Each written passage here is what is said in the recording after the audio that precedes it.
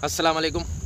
एक बड़े गैप के बाद आज वीडियो बना रहा हूँ। उम्मीद है आप लोगों ने मिस नहीं किया होगा और ज़ाहिर करने की ज़रूरत भी नहीं, मैं कौन सा आपकी अम्मी लगा हुआ हूँ। लेकिन मैं गया हुआ था पाकिस्तान और सोचा ये था कि ज़्यादा वीडियोस बनाऊँगा क्योंकि ज़्यादा टाइम होगा और छुट्टियाँ होंगी।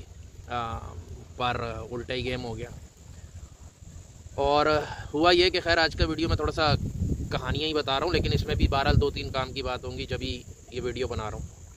कि पाकिस्तान गए, शुरू के 10-15 दिन ठीक गुजरे, काफ़ी लोगों से रोज़ाना के हिसाब से मुलाकात थी। यूजुअली फ़ेसबुक के थ्रू ही जो लोग मिलना चाहते थे उनसे मुलाकात हुई और फिर तकरीबन हम सभी बीमार हो गए और बस खांस के और बुखार और ये वो वहाँ पे एक वेव आई हुई थी। अब पता चला शायद कोविड तो नहीं था, मुझे लग रहा था कि शायद कोविड हो, पर वो कोई इन्फ्लुएंज़ा की शायद टाइप थी। तो बहरहाल सारा टाइम वहाँ बर्बाद हो गया और फिर हम पिछले हफ्ते ही, एक हफ़्ता भी पूरा नहीं हुआ कि अब ऑस्ट्रेलिया पहुँचे और अब थोड़ी सी जान में जान आई है। अभी बोलते हैं मुझे एहसास हो रहा है कि इतना इजी नहीं है, फ़्लो में नहीं है, मुझे थोड़ी सी जान लगानी पड़ रही है। तो एक दफ़ा मैंने कहा था कि अगर मैं कभी पाकिस्तान छोड़ूंगा तो उसका रीज़न ये होगा, गो कि मैंने बहुत सारे रीज़न्स बताए थे कि लोग क्यों छोड़ते हैं या जब आप बाहर जाएं तो क्या देखना चाहिए, रिलीजन का क्या होता है, कल्चर का क्या होता है, स्टडीज़ में क्या होता है, फलाना क्या होता है। तो मैंने बताया था कि अगर मैं कभी छोड़ूंगा तो उसका रीज़न होगा एनवायरनमेंट, और एनवायरनमेंट यानी कि पोल्यूशन। तो इस बार जब कराची गए तो भाई पोल्यूशन फील हुई है, हवा में हर वक्त जलने की सी बू, हर वक्त धुंध क्या मट्टी। और अब हालत ये है कि कराची आप जब भी जाओ बीमार ज़रूर होगे, तो उसमें आपको हर कोई ये कहेगा यार मौसम चेंज हो रहा है। तो मौसम क्या चेंज हो रहा है, मैं आपको 12 महीने गिनवा सकता हूँ कि आप जनवरी हो आपकी तबीयत ख़राब होगी, अभी फरवरी आएगा फिर वो कोयटा की हवाएं चलेंगी या फलाना होगा, ढिमाका होगा, फिर वो होगा, फिर फरवरी के बाद रमज़ान आ जाएगा, फरवरी मार्च के शुरू में ही फिर आपकी तबीयत ख़राब होगी क्योंकि रूटीन डिस्टर्ब होगा। रमज़ान के बाद ईद आएगी तो फिर आपकी तबीयत ख़राब होगी और ईद के बाद शादियों का सीज़न होगा तो शादियों के सीज़न में फिर तबीयत ख़राब होती है। फिर मई की गर्मी आएंगी, उसमें गर्मी की वजह से थोड़ा सा नज़ला ज़ुकाम हो जाता है और फिर बकरा ईद आएगी तो बकरा ईद के बाद तो फिर तबाही होती है, मक्खियों की अलगार होगी, फिर तबीयत ख़राब होगी। जून में मौसम शदीद होगा, फिर तबीयत ख़राब होगी। जुलाई में बारिश की वजह से और अगस्त में बारिश की वजह से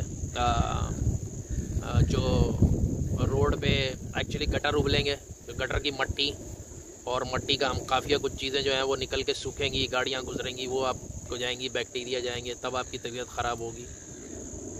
और फिर वही नवंबर, दिसंबर, अक्टूबर, ये तो फिर अल्लाह माफ़ करेगी है ही बीमारी का महीना। आप 12 महीने की बात करें कि कराची में तो खैर आप नहीं हो सकते सही। तो हम लोग भी गए, एंटीबायोटिक्स चली, हर किस्म के फार्मूले चले, शहद में सौंठ मिला लो और मुलेठी मिला लो, तलवों पे विक्स लगा लो, और खांसी के लिए पल्मोनोल, हाइड्रोलाइन, और मतलब हर किस्म का सिरप, दवाएं तेरियां मेरियां। हमारा बेड़ा गर्क हुआ वहाँ पे, बच्चे बेचारे वज़न गिरा, सूख गए वगैरह वगैरह, तो बहुत बुरा हाल हुआ।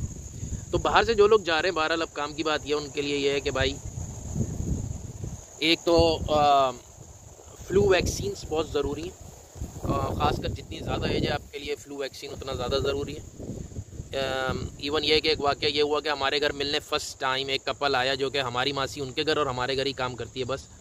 तो उसने बोला कि जी बड़े अच्छे लोग हैं, और फिर उनसे मुलाकात हुई, वो लोग घर आए तो अंकल और आंटी थे, उनकी 3 बेटियां थीं और वो मुल्क से बाहर ही रहती थी, कनाडा, अमेरिका, उनके पास दोनों जगह की शायद नेशनैलिटी भी थी। उन्होंने कहा कि यार हमने सारी ज़िंदगी बाहर गुजारी, अब आए पाकिस्तान में सुकून से गुजारने, अच्छा टाइम गुजर रहा है। तो उनसे बड़ी अच्छी मुलाकात रही, सेट सब कुछ। अगले हफ्ते उनके इंतकाल की खबर आ गई। भाई वो अंकल भी बीमार हुए थे और बस फिर वो नहीं रिकवर कर पाए। तो ये सर्दियाँ जो हैं बुज़ुर्गों के लिए तो भाई झेलना बहुत बड़ा मसला है, फ्लू शॉट्स लगाना बहुत ज़रूरी है और फिर उन्हें बचाना भी कि उन्हें नमूनिया, इन्फ्लुएंजा, कोई ऐसी चीज़ें ना हो। तो एक ये काम की बात थी। दूसरी काम की बात ये कि जिस तरह कराची में हमसे सिक्योरिटी छिन गई, अब पर्सनल सिक्योरिटी गार्ड होता है, बिजली छिन गई, हमारे पास जनरेटर है, पानी छिन गया, सक्शन पम्प्स हैं या बोरिंग्स हैं, तो मतलब हर चीज़ छिन गई और हाँ बदले में हमसे टैक्स भी छीना जा रहा होता है। तो ज़ाहिर है कराची एक लावारिस, बेवा, बदचलन, बिल्कुल मुल्क से मतलब मुल्क का एक यानी कि ऐसा हिस्सा है मुल्क के जिस्म का जिसको काट के फेंकना चाहते हैं, लेकिन बस उसका कुछ यूज़ है, इस वजह से बस वो चल रहा है। तो अब कराची में जो अगली चीज़ आपको अब चाहिए होगी वो है एयर प्योरीफायर्स। अब आपसे हवा भी छीन ली गई है, सांस लेना भी छीन लिया गया है, सांस घोट दिया गया है। कराची की इन्वायरमेंट में जब आप सांस लेंगे एक जलने का एहसास है, क्योंकि कचरा वचरा जलाते रहते हैं, और एक मिट्टी का बहुत एहसास है। तो आने वाले वक्तों में आपको एयर प्योरीफिकेशन, एयर फिल्टर्स हर घर की ज़रूरत है, वो चाहिए ही चाहिए होगा, उसके बगैर गुजारा बहुत ही मुश्किल है। और जो लोग बाहर से जाएं, खैर अदर देन फ़िल्टर, वो उन्हें ये है कि जाने से पहले डीप क्लीनिंग घरों की ये वो करवा के जाएं, बहुत ज़रूरी। अब उस डीप क्लीनिंग से जो एक टॉपिक मैंने वहाँ पे सोचा था कि जिस पे वीडियो बनाऊँगा, अब नेक्स्ट वीडियो 2-3 टॉपिक्स हैं उस पर बनाऊँगा। एक जहाज़ में ट्रैवल की तमीज़, कि किन चीज़ों का ख्याल रखनी चाहिए, और एक ये कि ऑडिटर आई। ये इन्हीं सफाई के टॉपिक से मुझे पता चला कि यार ऑडिटर आई आपकी डेवलप होना कितनी ज़रूरी है। तो खैर आज की वीडियो बस इसी तरह की थी, एक गपशप। और अब यहाँ वापस जब पहुँचे हैं सिडनी में, तो जो सबसे बड़ा मुझे एहसास हुआ है कि सांस क्या चीज़ होती है यार। एक अच्छी फ़िज़ा में इस वक्त आप मेरे बैकग्राउंड देख रहे हैं, आपको लग रहा होगा कि पता नहीं कहाँ बैठा हूँ। मैं शहर के बीचों बीच बैठा हूँ, यानी कि हाई राइज़ है मेरे 3 से 4 किलोमीटर के करीब ही, मैं इतना सिटी के करीब बैठा हूँ। तो ये हाल है। पीछे आप बैकग्राउंड देखें, अगर पाकिस्तान होता इधर मट्टी डाल के DHA फेज़ 55 खुल भी चुका होता, और बैरिया टाउन उस तरफ होता, इस तरफ DHA होता, तो और बेड़ा गर्क सारा सीमेंट होता, ये पानी वानी फारिग हो चुका होता। तो सांस छीना जा रहा है। अब नेक्स्ट चीज़ जो कराची में आपकी छीनी जाएगी वो सांस है।